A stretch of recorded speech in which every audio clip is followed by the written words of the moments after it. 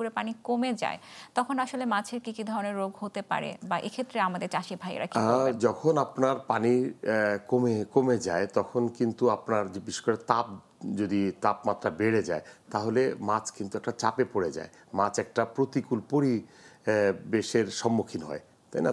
তাতে কি হয়, মাছের যে ইমিউনিটি পাওয়ার, যে আপনার রোগ প্রতিরোধ ক্ষমতা, এটা কিন্তু কমে আসে। তখন কিন্তু সহজেই বিভিন্ন ধরনের রোগ সেখানে মাছে দেখা দিতে পারে। যেমন মাছের গায়ে অনেক সময়, এবং এই সময় কিন্তু আবার আপনার দূষিত বিভিন্ন বিষাক্ত গ্যাসও তৈরি হতে পারে। এগুলোর কারণে মাছ অনেক সময় গ্যাসে আক্রান্ত হয়ে মাছের অনেক সময় বিভিন্ন ফুলকা পচা রোগ হতে পারে, লেজ পাখনা পচা রোগ হতে পারে। অনেক সময় বিশেষ করে ব্যাকটেরিয়া জনিত বিভিন্ন ধরনের রোগ দেখা যায়, প্রাদুর্ভাব দেখা দিতে পারে।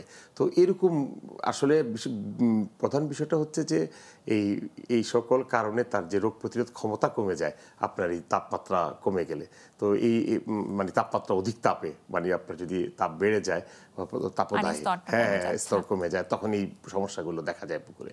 আচ্ছা, যখন পুকুরে নতুন পানি দেওয়া হয়, আর নতুন পানিতে আসলে মাছের চাষের ক্ষেত্রে কোনো সমস্যা হয় কিনা বা তখন কি তারা কোনো রোগের সমস্যায় পড়ে কিনা? আপনি যদি মাছের পুকুরে যখন নতুন পানি দিবেন, বিশেষ করে আপনি আন্ডারগ্রাউন্ড ওয়াটার যখন পুকুরে দিবেন মাছ চাষের উদ্দেশ্যে, আন্ডারগ্রাউন্ড ওয়াটারে কিন্তু অক্সিজেনের পরিমাণটা কম থাকে।